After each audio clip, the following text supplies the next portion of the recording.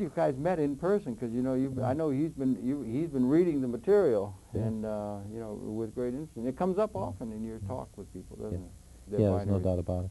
Yeah. And it wasn't until I got my hands on his book that I really began to understand what it's about. Yeah, it's a big idea. Yeah. It really is. So we're glad we can talk about it. Yeah.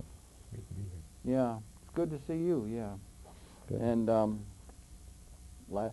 welcome very much to Conversations, where it's a pleasure to welcome to the program two gentlemen that I'm familiar with in a friendly and ongoing kind of way. And if I may, on my far left is Larry Gell. And Larry Gell is he's got an agency, the Agency for the International Agency for Economic Development, and he's one of NN's own in the sense that he produces and hosts the very important program called Inside the UN, the Global Issues, where he's looked at the UN in a very unique way, and he's also got a long history of consulting to the top levels of our business and governmental organizations. And Larry, welcome very much to Conversations.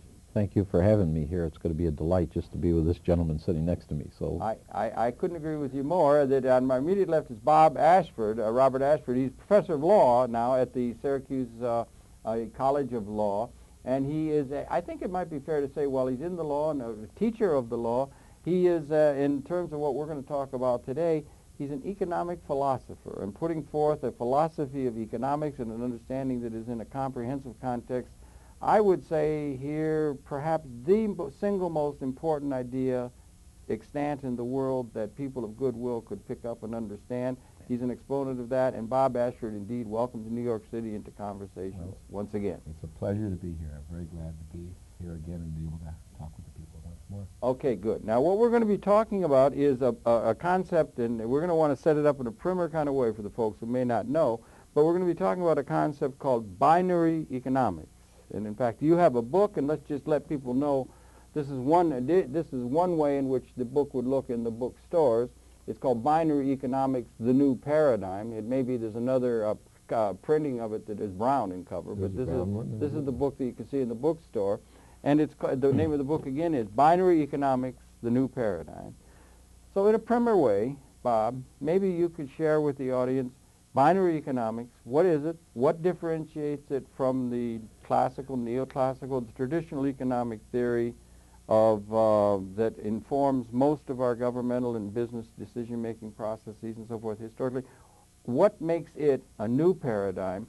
What distinguishes it, and what makes it, in a sense, in a very large idea, a new paradigm that people of goodwill in understanding the human condition within an appropriate large-scale context could understand. What's binary economics? Well, binary economics grows out of the work of Louis Kelso. And Louis Kelso saw that capital is independently productive. He started with the premise that just as a laborer does his own work or her own work, capital does its own work as well. So capital is being independently productive. And the best way to compare that with the conventional view is that we think of growth and increase in output as being the function of increasing human productivity.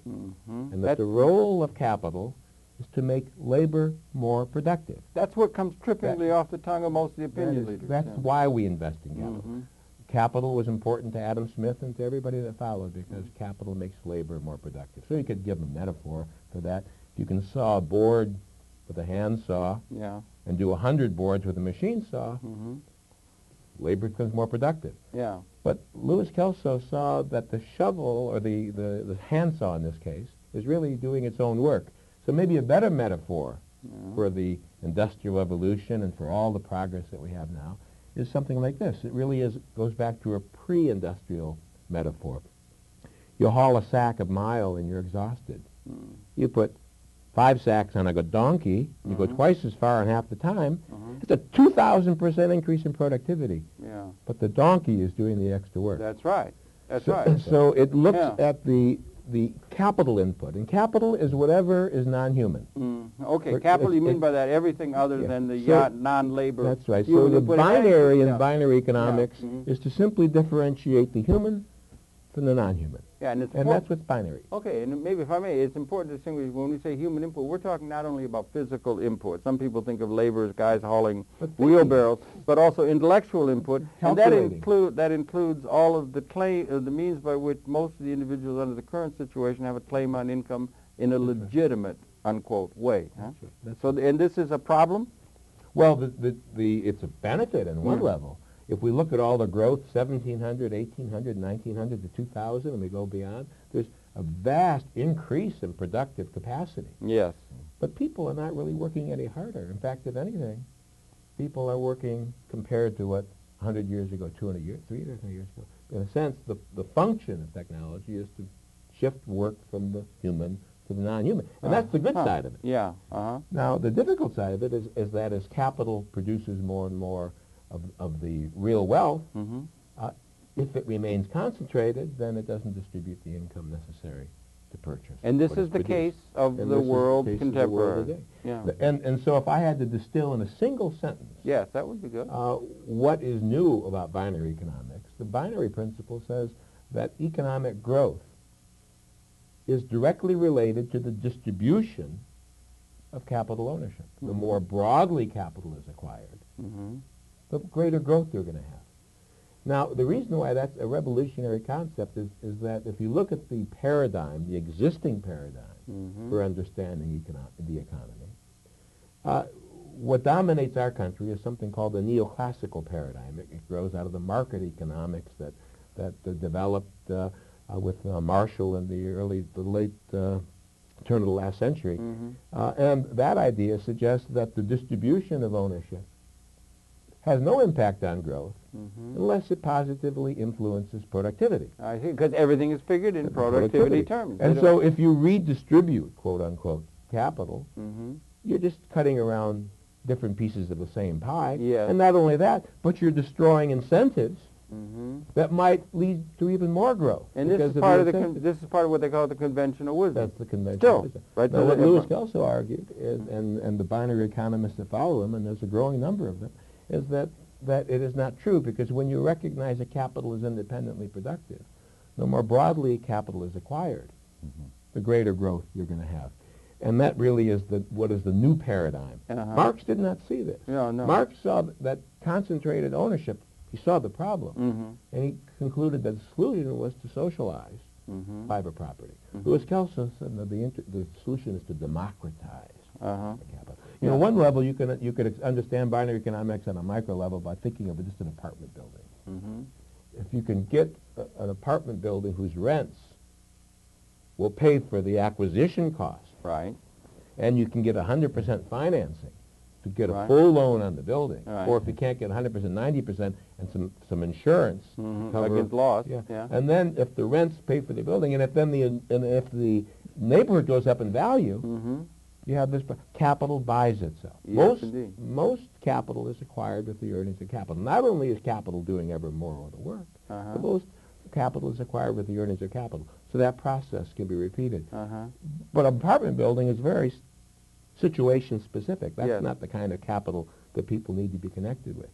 But if you look at the capital requirements of America's 2,000 largest companies, those capital requirements widely diversified. There's not a rich man in the world that doesn't ultimately diversify his holdings into a nice, healthy, diversified portfolio in America's companies. And so plugging into that process is what binary economics is all about. And is it a leap of faith or a new paradigm to introduce from viewing everything through a productivity prism, which usually is related to a labor input criteria, to productiveness, and to look at the overall productiveness of the system and what the inputs are to that? Is that a leap of faith or a new understanding that is important for people to understand the essence of what the binary paradigm, what sets the binary paradigm apart from the neoclassical or the classical? It's a change of assumptions. I don't know if it's a leap of faith. It is a change of assumptions. Certainly it is an inductive leap in a sense. Looking at the sun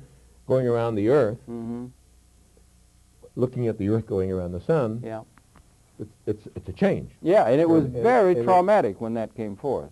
And there's time when Galileo and Copernicus, it really messed up people's traditional way of thinking, or Pasteur with the idea that there's something called a germ that you can't see. It's part of an invisible thing to most people's thinking when you're in that kind of a mindset. See, we have vast That's what we're excess. confronted with. That's right. We have a vast anomaly here. The anomaly, looking at the sun going around the Earth, is that Jupiter and Saturn did these funny Retrograde. epicycles. Yeah.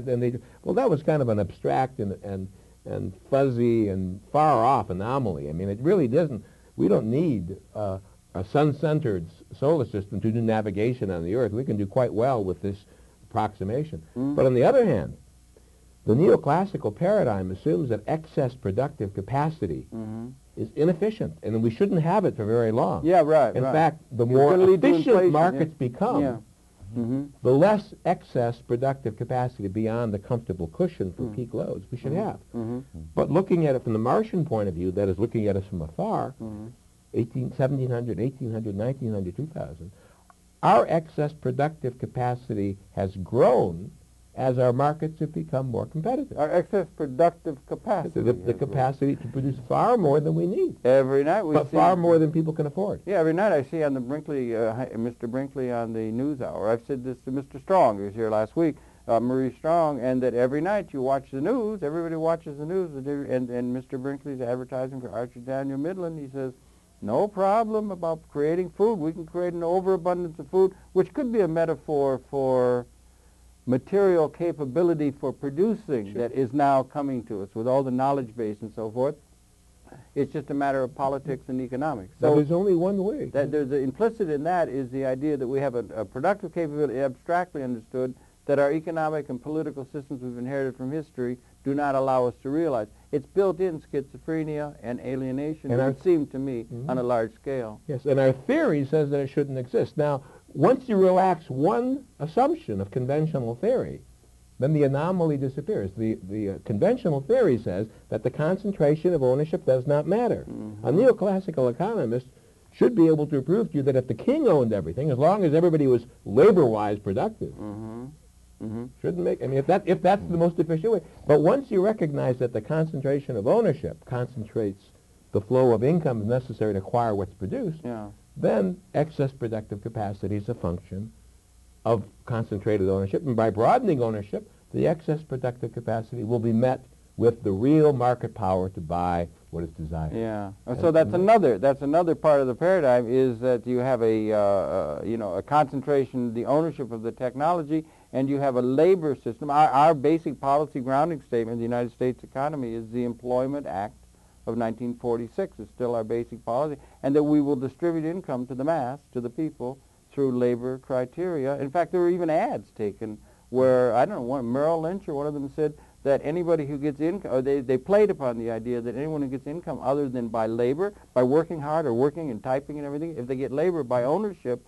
of part of the technological or the capital assets, it's unearned income. They'll take it as unearned income, and then it's in a sense illegitimate. It's a little strange and so forth, because that's the way most of the wealthy people are actually getting income. There's not a major company in our country that couldn't produce more if it could only sell it. All right, and and that holds for the world in a sense. That's true. And this is a world with great wants and needs, and we have a system that doesn't let us realize what it is we're capable of doing. We're short of capital capability to do what it is we know we're capable of doing. And so the right wing has this idea that capitalism is plutocratic and wonderful, and it's the nature of things to concentrate.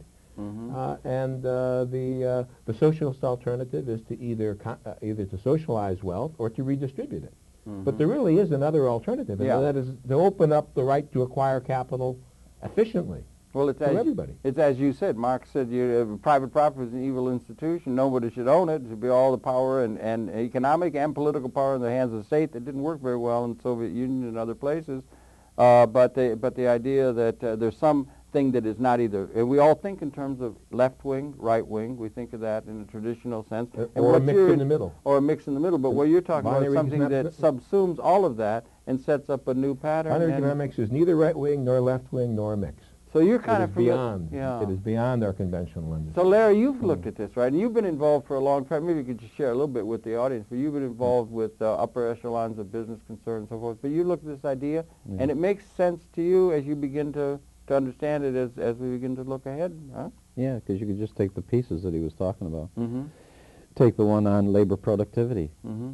And you look at January, we've been tracking this, January, 92,000 people. February, 95,000 people. Laid off? Yeah, January, February, March, 98,000 people. Mm-hmm. And this month, April, there was 256,000 people laid off. Creeping up, huh? Yeah, and you see the head of the Federal Reserve telling the top corporate executives how much more can you cut and increase labor productivity with the new technologies available? In other words, by dumping the labor. And the response to him was 50%. That we're probably not utilizing 50%. He said, well, then continually cut. So they continually cut labor, so there's labor going out the window on labor productivity. It must be capital productiveness is what you're talking about, is what's really working. And that's what's creating that tremendous wealth, but it's concentrating it only in a few at the top. Because those who have the ownership have the ability to have collateral, to get new investments that will pay for themselves out of their future earnings, and so their lake gets ever bigger. Yeah. Most capital is acquired with the earnings of capital, not with the earnings of labor. So if you are not acquiring capital with the earnings of capital, you are not acquiring capital competitively. You're not competitively. That's the essence of it. Or the way it's actually being a few produced. people can acquire capital with labor. There are excellent people can start with nothing but labor, and their inventiveness. Excellent people can flourish. But not everybody's excellent. Yeah, and you can't expect everybody. And the earth was made for people who are average and below average and above average and all the way in between. Half of them are below average. Well, I think by definition. I define alienation as being the sense that you cannot flourish playing by the rules, or at least you cannot flourish playing by fair rules. And the way things are. The way things are. Yeah. And I don't believe that neither the neoclassical trickle-down right theory or the socialism redistribute or socialized capital and left theory or the mix, I don't believe those three systems provide a way in which most people can flourish playing by the rules. And what binary economics offers is a way of enabling everybody to flourish playing by the rules. If it doesn't work fast enough for your generation, it'll work fast enough maybe for your children and your grandchildren. But the process of cutting everybody into the mechanisms by which capital buys itself and then distributes the income necessary to purchase its output, that process. That process is going to have to be going on right now by our decision makers at some point. They've put off, and what it is, a historical lag, do you think it is, in terms of the fact that so many of the people do not see the wisdom or the importance of this that are in positions of responsibility, and that we have traditional labor theories of value that we ascribe, and we give tremendous import to this, and the individual citizen tends to think in terms of having a job or doing something, gaining income for life's purposes, that that's a legitimate kind of thing, and the capital is, well, that's just something for some plutocrat off on the king on the hill or something. It doesn't relate to us. We'll just keep, and it's also a means of social control. They have a means of social control of keeping through wages and so forth, a way of keeping keeps you busy. Authority coming down from on high and keeping people in line with what it is that some people think they ought to be doing. A lot of people think that's what is the way things should be done. The corporate structure, very authoritarian. Other structures are in our institutions. So is that a problem? And people see anarchy let loose if people actually become leisured and affluent at the same time. I've kind of in some ways given up on figuring out all the different barriers to the consideration of this idea and to it. So there are many. The Puritan ethic says that we should all work. I once explained this idea to someone who was in position to help binary economics, just on the level of giving it some audience. And his big problem with it wasn't that he disagreed with the notion that a broader distribution might cause growth. His biggest problem is that you're getting something for nothing. He just didn't want that. And this was, by the way, this was a religious man. This is a man who went to church every Sunday. Well, that's the entitlement. And this bothered him. And I said, John, I said, you know, maybe you're bothered because people get something for nothing, but maybe God's not bothered. Well, maybe that's getting into a because you know the Economist and this man John who was there's no free lunch, young man. There's no such thing as a free lunch. But I say every time the sun rises, the free lunch is streamed down on earth. Photosynthesis. If you want to approach this from a religious point of view, which one can do, I mean, I think there are very secular reasons for being for binary, but also religious. The religious issue is that God's causes the rain to fall and the sun to shine and the good and bad alike. Capitalism is good for the rich, it's good for the poor. But the rules need to be understood. Why have those people are not taught the rules that by which they can flourish in a society? But that's not Lewis would write too. It's not only the Protestant ethic; it's also the Buddhist ethic, and the people have. People get a sense of perspective. We're coming off 200,000 years of human evolution, where it's been grinding poverty for the most part for our ancestors, 10,000 generations of ancestors, and we get to a point now to where, and that ethic was to avoid parasitism. That some people are just going to take it easy while the people who work, and then they're going to come and take from those that have created in some sort of a way and be parasitic on the society. And there have been ethics that have guarded against that kind of thing within a context where there's not nearly enough to go around. You've got to make sure that, you understand? So that's one of the things that we've inherited from history. And what we're talking about is a situation that's newly dawning that makes possible organizational structures and understanding that have not been available to us perhaps in the ontological reality of the historical unfolding of the human condition. Do you understand what I'm saying? There's something new blowing in the wind, as Bobby Dylan used to say, in terms of the modern period in which we find ourselves. Well, one thing that is new is, at least in the last, where we are now, is we now have the productive capacity to feed and clothe and shelter the world. In a sense, that's a metaphor for transcending scarcity? That's right. We are. Does that make possible? We have. So now we have the option. Now the question is, do we have an economic theory that embraces and understands and comprehends that option? That is a lot. And that's a big idea. Do we have the will? Well, yes, that's right. The will to do it. No. And where are the barriers? You know, I'm a teacher. And, yes, you are. And I teach at Syracuse University. For me, you know, we're talking about two different things. Binary economics has a following. Yes, it does. A growing following. Yeah, it is. Among the binary economists are people who are what I call the implementers.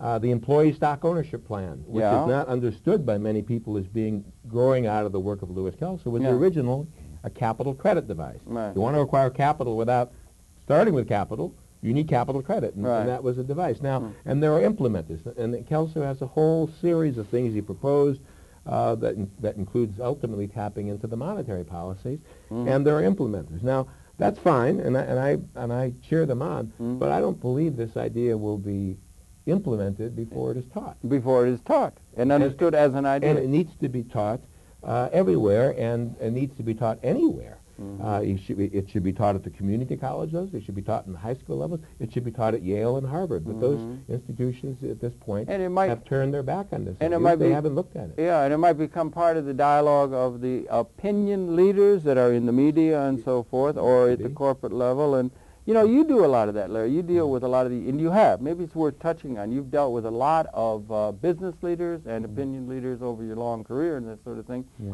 What do you think? This idea is something, and what is it that makes it difficult for people to be able to see the logic of this idea in a way that really begins to have it take off in a, you know, in a takeoff kind of way?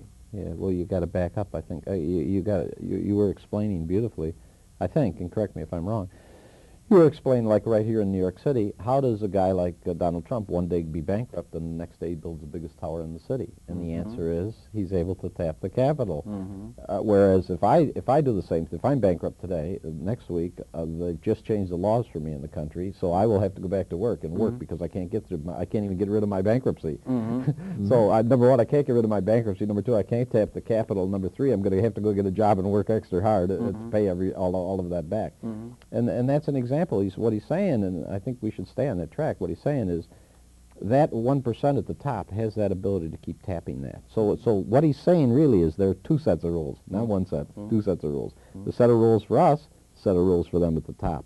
And that's okay. It's been okay for years, but what's happening, and you can see it all over, you can see it worldwide, you can see it at the UN every day, you can see a big conference coming up just next week over in Europe about this very topic. And that is the massive gap that it's creating. Yeah. And what that's doing for those rich at the very top is making them more and more nervous. What that leads to eventually It is making them more nervous. Of course it is. And they might be. And what that leads to eventually is it leads to tighter restrictions on the people, more police activities. And if they don't have a solution. Yeah, or it eventually comes to some kind of a revolution, and then you have to ask yourself, what kind of a revolution would that be? I've seen revolutions, and I've lived there. I've been in the communist, I've been in the socialist, I've been in the capitalist system for 40 years, And our system does work best of all of them. It has a lot of improvement is what he's talking about. So I don't see a revolution as a wise idea. I don't think those 1% at the top should see that either. Redistribution is what he said. It doesn't work. You know, it's an expedient. Redistribution is at best an expedient. Nobody should like to take from Peter to pay Paul. I mean, there are people who get joy out of stealing from Peter to pay Paul. But at least as a moral basis, it should be understood as an expedient. Right. And I see it from an economic point of view in terms of leave the money with the wealthy people. They're the efficient players. That's why money flows to those people. There is something to be said for that. And let them continue. So don't take it away from them. So that shouldn't be a threat to them. Well, that's one of the revolution. Cut other people into the process. Yeah, and it's a big difference between distribution and redistribution. Absolutely. And that's a crucial difference that binary offers. Right. If capital has a potent distributive relationship to growth, and there is growth potential. The flip side of excess productive capacity is excess demand. Is vast growth potential if we can figure out how to hook things on. Now, you know, some growth comes from entrepreneurs and small companies, but most capital in America is acquired by America's 2,000 largest companies, and a good number of those are publicly owned. Yes. Okay. And so, that's regular as clockwork. It's just a steady accretion. Yeah, right. And it could be much greater. Yeah, right. If more people were cut into the system, because people's standard of living would go up. And when I say much greater, let's look at this historically for a minute. Adam Smith, from whom we get our economics, including the neoclassical economics and the economics that drives the World Bank and the IMF and the central banks of all the countries, he was writing to justify human freedom. Okay, it was a moral philosopher. It was, and because the powers that be then at that point said either people have to be subject to the church or the state. And autonomy was a very radical concept. Absolutely. And Smith was writing. The first thing he did was write a book called The Moral Sentiments, which had to do with before we can authorize and allow freedom, people have to have a certain moral sensibility. And then the second one was the efficiency of the market system. Now, if we had failed, if he had failed, I don't think this could have happened, but if he had failed and we had gone from church to monarchy, kind of a socialist state, so that there was no capitalism of any sort. We didn't have that. And you would go to this Russia or something like that. I have a dream. Rivers of milk, mountains of food, palaces so great that they would put to shame the kings of 2 centuries ago, where you can check in over a weekend. There's $59 a night at the special. This vast wealth that we've said would be unbelievable. You couldn't convince someone in Russia or China that this could exist. Possible. And that's with 1% of the people owning 50% of the wealth, generally. Dr. Wolf's studies show this. 50% own 90%. 50%. And now, if we're that much better with a little plutocratic capitalism, a little crumpled capitalism. Imagine what we'd be done with a real democratic capitalism. And then the ecologists come in, wait a minute, can we sustain all that growth? Yes, that's right. But the truth is that binary economics offers at least the potential of green growth. Because look at the other dynamic here. You've got the capital to invest in the ecological addendums. In our country, we think of the ecology as being controlled by the government. We control the big, bad business private polluters with the need for socialist controls, redistributionist controls, or regulatory controls from the government. All right. There has been elements of that, and there's probably a role for that. Now you look at Russia, where there was no big, bad private business, and where the state owned everything, and their rivers are more polluted, and their soil is more polluted, and terrible now. But at least the question is there. So we have this fantastic growth potential. So our system does work. It just needs to be worked out. It's just got problems. The extent to which it doesn't work is simply where it's not faithful to its own principles. Well, what are the definitions of a free market? No barriers to entry. Just distribution. And limitation. No monopoly power. Those are now we don't honor that in our country. No. And we have barriers to capital entry. We have no limit, very weak limits on monopoly power. What are the barriers? And we violate the rule of distribution. What's the barriers to entry? Explain that. Most capital is acquired with the earnings of capital. And most people have no capital. Most people, that's right. And we don't have the institutions that would enable them to acquire capital with the earnings of capital, which is market-based insurance and a friendly monetary policy. But it's even more serious than that. As I interview ambassadors, and they all say, we don't have any free markets. And the world trade is even worse. What they do is they force us through the world trade to open up our markets. So we get Coca-Cola, and we get palm olive soap, and we get all that stuff. And then they say, okay, and we'll even give you a loan, and you can help your infrastructure. So we get the IMF and the World Bank, and we get structural adjustment. Then they tell us, pay back our loan. And then we say the only thing we can pay it back with is the only one product we have, which is bananas. They say, fine, you can't sell them in America, and don't try to sell them in Europe either. Where is the free market? So it's kind of interesting. Now, to respond to you, I'll tell you what the corporate world says. I agree totally with what you're saying. Totally, I agree totally. In fact, look what I've done. I've dumped hundreds of millions of American workers. I look at this track record just of the past few months. I've been doing a good job at it. I do it all the time. Hundreds of millions of American workers. I went over to China, followed your principle, went over to China, created hundreds of millions of jobs over there in China, took plants over there, invested over $1 trillion into China. We've got that booming over there. We've created exactly what you said. We're redistributing on a capitalist method. They're getting ownership in the corporations, and millions of people have jobs. Just back in 1975, they were all in pajamas. So that's kind of an extension, isn't it? Well, it is, except I'd have to, again, I'm not as familiar with that perhaps as you are, but I look at always, and the binary economist always looks at the capital acquisition side of the thing. Jobs are good, people need jobs, and welfare isn't necessary when people cannot support themselves. Those are the things that are true. But what are the capital acquisition issues involved? And there are two things that need to happen from where we are right now. The first thing that needs to happen is that we need to focus on capital ownership. Capital ownership, if it's good for the rich, capital ownership is good for everybody, and it's important for everybody. So the first step is to recognize that the right wing is wrong when it says that concentrated ownership doesn't hurt anything as long as productivity is enhanced. And the left wing is wrong when they say the solution is redistribution of capital or confiscation. What is true is that everybody needs capital acquisition rights. That's step one. And a way to achieve that without collateral. But then step two is the quality of those rights, the fine-tuning of those rights. Unless you can acquire capital with the earnings of capital in a competitive basis, then the kind of capital you're going to get is going to get second-rate and third-rate capital. And that's the issue. Now, one way of understanding that would be to, and how little steps from here to there. Some people say, I understand binary economics now because I understand the Bangladesh situation where you've got the Grameen Bank, and microcredit, enable the woman to buy a sewing machine and that they'll make her more productive. No doubt. But that's kind of like getting on the local breeze of capitalism. Fine.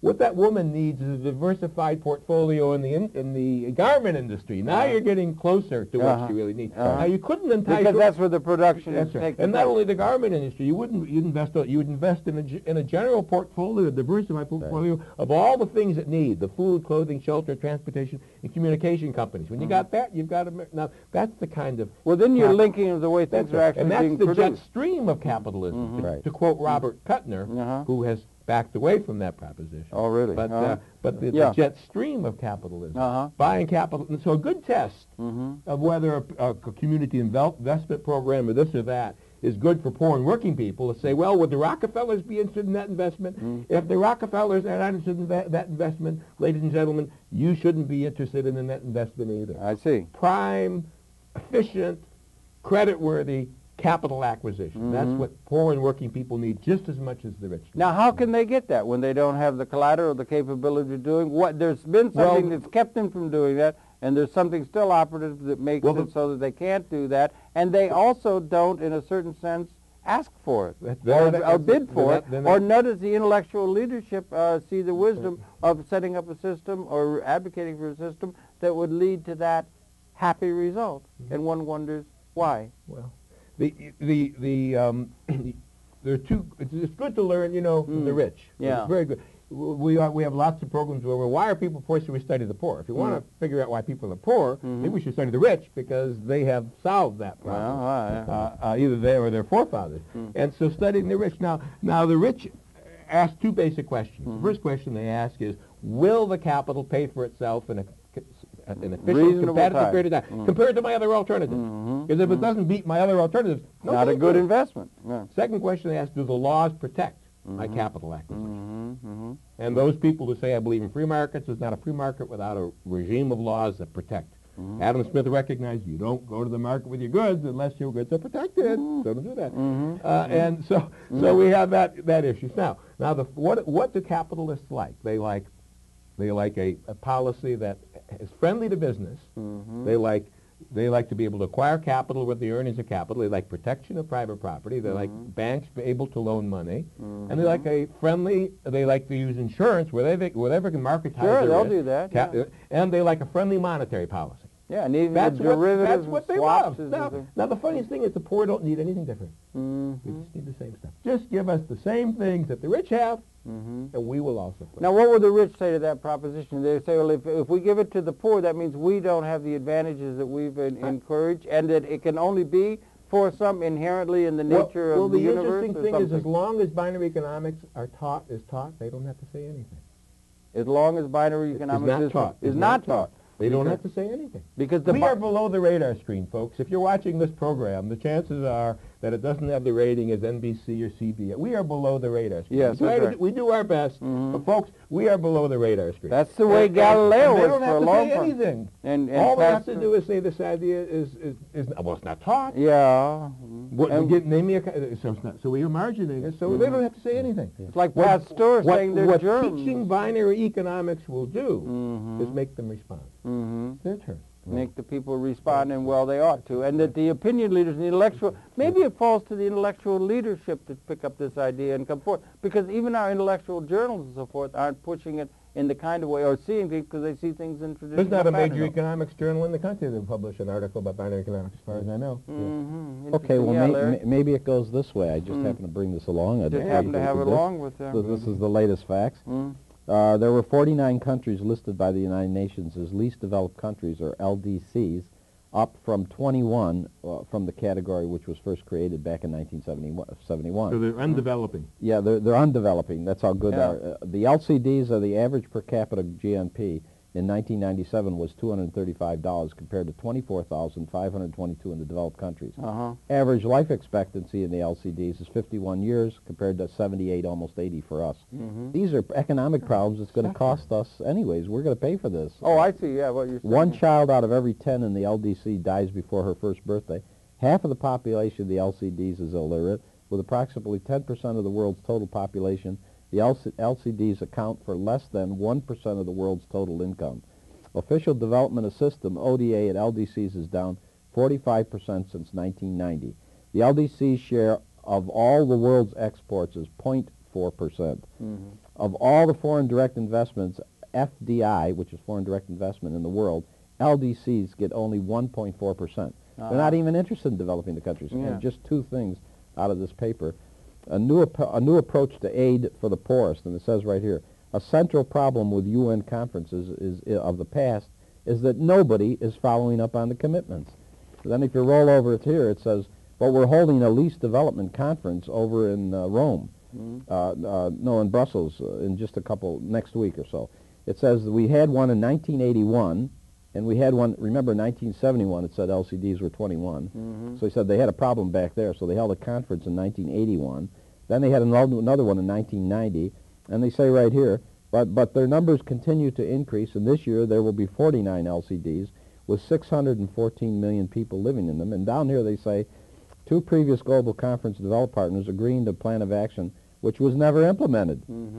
So they discuss these issues worldwide. They know these are massive issues. They know the gap is being created not only in our own society as we dump tens of millions of workers and create a gap here, but it's being created worldwide. On a worldwide scale. Yeah, and they think, well, we can just globalize, and it's forcing, which we saw just happen last week, even the Europeans and the Swedes and so forth, and European countries get together and force the United States out of one of the most important commissions. Human Rights Commission. At the United Nations. But you see it all over the world. You see these coalitions forming. They had a South-South conference in the South, and they're beginning to say, you don't care about us, you only care about your 1%, you're globalizing the whole world, and they're beginning to rebel against it. So you think that might begin to bring some pressure upon, let's say, if it was the 1%, the plutocrats or whatever, to really start thinking and looking for something new? And it's interesting to say that the binary thing, it's sort of unique in the sense because it says we can bring justice, that sort of thing. We can bring the have-nots up, as it were, or the poor up, without taking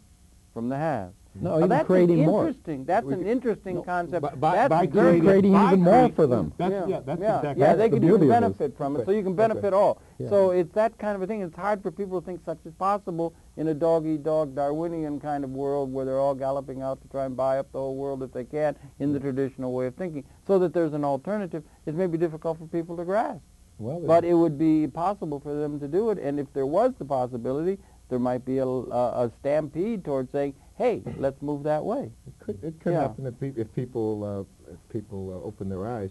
There are many barriers and there are many misconceptions. The truth is, right now, I can't go anywhere and say that I'm interested in poor and working people and their plight without being seen as a leftist. Yeah, for the most part. Yeah. I cannot. And go, you're neither leftist nor rightist. I cannot go anywhere and say I'm interested in protecting private property rights. Without being seen as a rightist. As a rightist. Yeah, because people see things as traditional way. It's only one way or the other, and it's seen in those terms, and it's locked in those terms.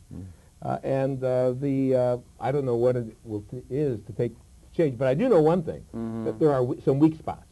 Meaning to say there's and this is one here that's emerging. More and more people recognizing the disparity in wealth. My guess is that those people have no concept that the concentration of ownership is the major problem. Maybe they do. My guess, I know that the World IMF study recently talked about why are people poor, and there are all sorts of reasons. Not a single mention of the concentration of ownership. Yeah. I mean, poor education, not enough this, not enough jobs. Not enough productivity. They should teach them new skills and everything. But as a teacher, let's point out something, because I've learned this from 40 years of consulting around the world with some of the biggest corporations. Just the title of this, Closing Those Gaps in Implementation. In other words, they're saying the last conference didn't implement. So let's just try to close the gap of implementation. Let's try to get somebody to do something, and so of the least developing countries. But there's a rule that I've found that works in business, and that is if you don't know what to do, the probability is you're going to do what you know what to do, which means you're going to stay in the same loop. This is the United Nations doing it over and over again. And the reverse of that is, if for God's sakes, if the thing doesn't work and it isn't working, you ought to change it. And so that whatever they approach here won't work. Yeah, but it's the same old Marshall McLuhan used to say that the goldfish swimming in the goldfish bowl can't see the bowl. You have to be outside the goldfish bowl to see it. It's like an artist, in a certain sense, is outside the situation. And you also were always a consultant from outside to major institutions. You see things differently if you stand outside the day-to-day activity of the institution or the paradigm you're in. So maybe it's the artist or the intellectuals would be the ones who would bring forth this idea first, and others could start picking up on it, because people do tend to do what they know. But hold this for just a minute, because this audience is not only a small audience in the New York City area, but this is beginning to be web streamed now all around the world. Now, and we have databases of university professors and key players around the world. This can go out to around the world, and this idea needs to start. And I can tell everybody, I've tried to read Kelso, and I think I'm kind of smart, but I had a lot of difficulty in understanding it, how it fits in. And it wasn't until I read your book, that book right there. Let's let him see it again. Let's let him see it. It wasn't until I read that book that it snapped for me, and I could understand what he was talking about in relationship to what's going on in the world. And that's a positive solution. Yeah, it is. And it's also got the advantage of a ripening, maybe the idea that the idea is ripening because the world is growing around us, and there's contradictions and possibilities, increased technological capability. You didn't see the computer coming, the microprocessor revolution, possibility of ephemeralization, of doing more with less, more people being better without raping the planet. These are things that are open to us now that were not 20, 30 years ago, or when Lewis Kelso and Mortimer Adler, who it might be well to underscore. Mortimer Adler co-authored the book with Lewis Kelso in 1958, which was a runaway bestseller, but the conditions were different then, and it's ripening now for some sort of a really large-scale change that can be grasped by people. It seems to me there are some soft spots, and one of the soft spots is in education, although it's hard to get it started, and that is to say, the schools have an obligation to teach, and they have an obligation to help people understand their situation, and universities profess that, and holding them to those aspirational standards is an important thing. That's one area. Another area is the corporate fiduciaries. You could go to, I could go to TIA CREF, which is my retirement, but I could ask them, is there any way, I've done pretty well because I was born on the right side of the baby boom, and so I'll probably be okay if I don't live too long. But is there any way we could do what we're doing today? Everything we're doing, TIA CREF, continue to make its funds, and yet enable poor and working people begin acquiring capital with the earnings of capital. Is there anything that TIA CREF could do? Yes, there is. But these trustees of TIA CREF are not doing that, and that is, say, they could begin to study binary economics. How about CalPERS? How about the state fund? The pension funds around the country. Huge, Billions of dollars. What have you done to study binary economics? What have you done to bring this idea outside the margin? There's the churches, the other one. How many church groups are there wringing their hands? Oh, there must be a better way. Oh, there must be a better way. What have the churches done to implement binary economics, to study this idea? What have they done over all these years? So these are groups that they're history bound. These are groups that get tax deductible donation.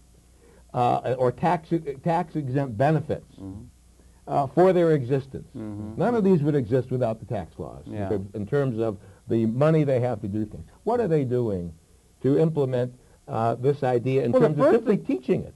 First thing they have to understand that it is something that is on the radar screen, relevant, and something that can be taken up. And maybe, again, it's the intellectuals or the artists, maybe, who do not have a stake in the, and we have a certain inertia and lag just by the architecture and the existing of institutions that were set up to serve a certain kind of function, and you're introducing a concept, particularly with the technological displacement that Larry talks about. They're setting up an alternative which we don't have institutions well in place for.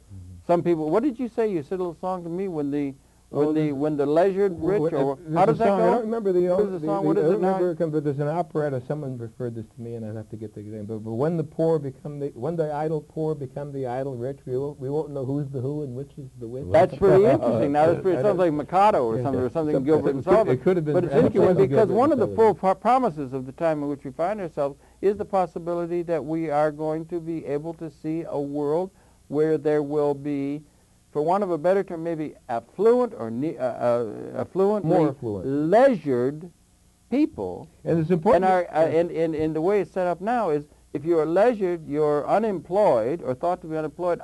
Your services or your human capacities are not irrelevant, and we don't have institutions which are, in a sense, not commoditizing human activity. They're commoditizing human activity, and if you're doing something voluntarily or within a non-profit, a really truly non-profit or non-commoditized view of human nature, it's thought of as a waste now, where now everything, you can make a watercolor, but if it doesn't fetch 30,000 at Sotheby's, it's got no value because everything's become so materialistic.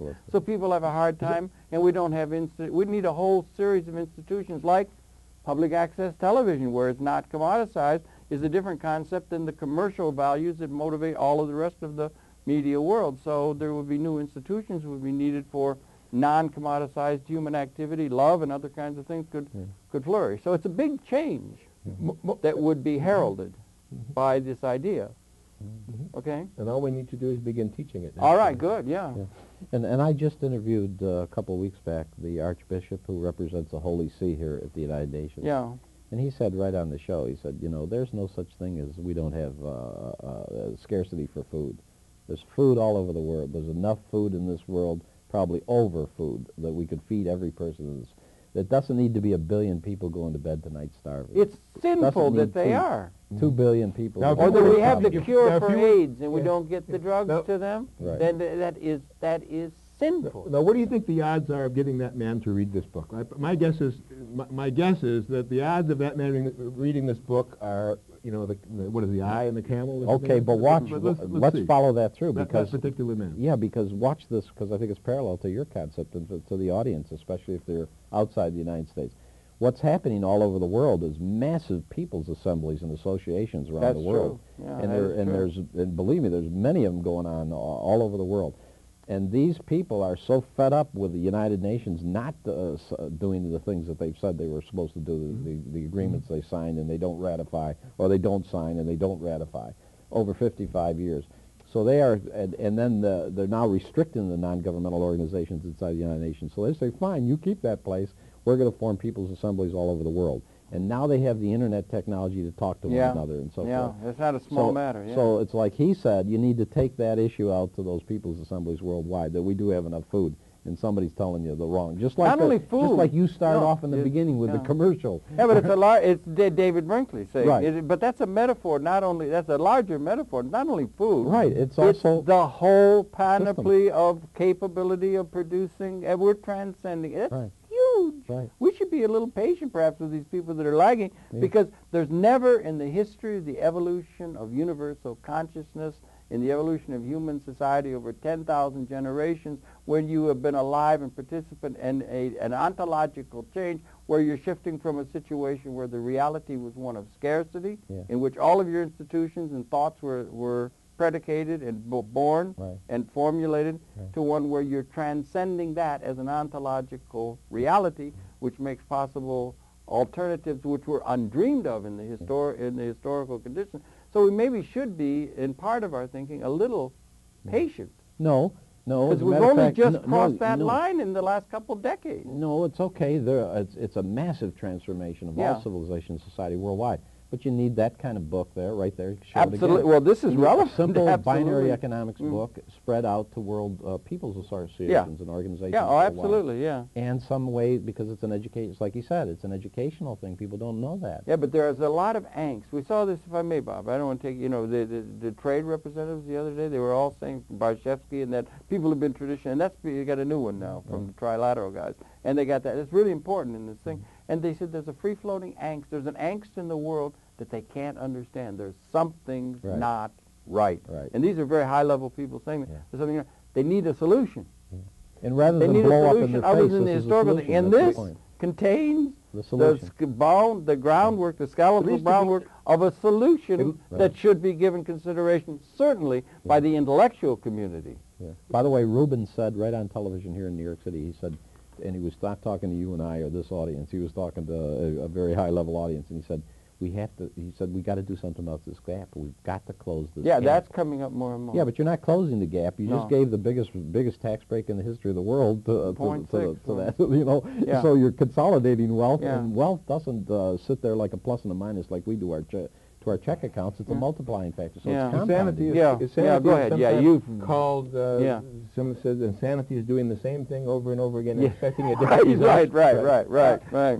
The chances are that if we have this excess productive capacity, which is growing, and this need and want, and all of this going on for so many years, if you're not doing something out of the ordinary, the chances are you're part of the problem. Yes, that's right. And one thing you can do out of the ordinary is to look at new ideas and to judge them. Now, what's the test of a new idea? I suggest a good test of a new idea is the scientific method. Does it rest on reasonable assumptions? Does it have internal consistency? And does it have good descriptive and predictive power? Now, judged by that standard, does it reasonable assumptions, internal consistency, good predictive and prescriptive power? Binary economics, as an economic theory and a theory of private property, as good, as, if not better, than anything Smith's out there. economics, than neoclassical economics, than Karl Marx's economics, than Marshall's economics, than Milton Friedman's economics, Schumpeter, you name it. It's as good a theory as any of those other theories, and why is it not studied in universities? And why is it not promoted by the corporate fiduciaries that are looking for good ways to be citizens? And why isn't it embraced by the religious institutions? I need an answer to that question before I die. I could suggest an answer. Stephen Forbes, in his own Forbes magazine, writes an article, and he says, what you need to do is forget about those kinds of concepts and changes. We need to put ducks. He's got it was a wonderful article. Put geese out on your ponds around your estates, because the Romans used it to warn when the people come after you. And build chambers inside your house. My brother's an architect. He was starving. He's now building chambers for rich castle keep, right? Inside the castle keep. Command centers like we have here in New York City. Right. Well, we've got a real barrier there to mount. What they have to do is they have to see it not as a threat Yeah. or as a change. Well, that would be one of the great the and positive. that would be one of the great and profound luxuries that would be available to us if you're really interested in trying to. You're really concerned with the lot of the less advantaged people, the struggling humanity, and so on. There's so much problems in the world and so forth. But if you're really interested in that, you would have a system you'd put in place that could serve the interests of the masses of the people. And I think the genome teaches us that we are all 100 trillion cells in the human organism. We're all part of a system. It's the thing of justice of involving us all, including the biologicals, in a process is something that we are going to find to come to be wise and possible and so forth. But that we're coming to the situation where you can help the poor, as it were, or the less advantaged, and that we could bring up them without bringing down those who are advantaged. And that's a luxury that's not been available to us, but maybe some of the people that are angst-ridden over some of the choices available to them would be able to realize that, and that would be one of the promises of the binary revision, don't you think? Absolutely. Yeah, yeah. It opens it for everybody. Yeah. And if people are of goodwill and are willing to look at the idea, it will sell itself. It will speak itself. Yeah, because what's the easiest way for the audience? I recommend the book highly to people. Both are very rich and powerful, and also the smallest of us. Well, I would say to the intellectual community. There are a couple of good reviews of this book on what is it? Yes, on AOL and there are a couple of good book reviews. But I think the book needs to be studied, and it certainly needs to stay in print, and people need to buy it and read it. Yeah. And they can contact you, Bob, right? You can come through email and that sort of thing. You're up at Syracuse College of Law. That's right. And they can contact me. I'd be happy to pass them on to you. And then there's others, increasing numbers of people that are picking up on the idea. But one's happy to say, But individual citizens can make a difference. Think in terms of your own institutional relationships. If you're a member of a church, the chances are that church is concerned about economic justice. You cannot serve the interests of economic justice without taking a good look at whether capitalism, as we know it now, plutocratic and concentrated, and socialism or a mixed center. You can't serve issues of economic justice unless you look beyond that proposition. But those churches are dedicated. Anybody who's watching this program, even if you have $500 to leave in a testament, go to your university and say, I want this $500 to be dedicated toward the next generation to teach binary economics, and to accumulate with others to do the same thing. And I don't want to use it for any other purpose, because this idea has been emarginated for 50 years, and it's time now that it be given a hearing. So everybody could do that. Nothing can stop anybody from doing that. Right here today. Well, we might be able to build a little bit of fire here today talking about it. Happy to say it's going out on the internet, so we're beginning to get some outreach from some of these quarters and so forth. So I really appreciate your coming in, Bob. I really appreciate that. And to Rodney, give the best to Rodney. He's your co-author on that book. Shakespeare. And you're working on, just really quickly, about a minute left, you're working on a condensed, abridged version on of a book it. That'll be under 100 pages long. That's good. 99 pages, enough so that you can read it on maybe on the subway, maybe 2 long airplane flights. All right, good. Okay, that's good. Well, that's good to do that. But it is probably, absolutely, Larry. Thanks for coming in and everything. With you. And I do think the idea is perhaps the most. There are a lot of ideas floating around out there in that world. But if there's an idea that has singular transformative capability, I can't think of any that's more important than those that are contained within your book. It's the most important idea extant, and people are encouraged to get in touch with it by all means. Okay, Larry, thank you very much. Thank you. And we're in conversation, Bob. We're in conversation. Invite you to tune in. We'll be coming back again next week. That's it for this program. Your pleasure to have on my far left, Larry Gell, IAED, International Agency for Economic Development, and Bob Ashford, the co-author of the book Binary Economics, The New Paradigm, and a professor of law at Syracuse College of Law, and an economic philosopher of the most important stature in this world at this particular time in the evolution of universal and human consciousness. Okay. Thank you for tuning in. We'll be coming back in next week. Please do tune in. And once again, gentlemen, thank you very much for coming in. Okay. So we got a lot in, and maybe we can get that, we got the book shown and that sort of thing. The older I get, the more intense I get. You get really intense. Well, you were really, nobody ever promised I could, die tomorrow, and so then I'll be gone. And well, I found it was really into Mortimer Adler had picked up on that idea, and had co-authored that with him. That really resonated with a lot of people. Not only that, but at the United Nations, every once in a while somebody refers to binary economics. So it is filtered. Believe it or not, it is filtering around in there. They're tossing all kinds of ideas out in terms of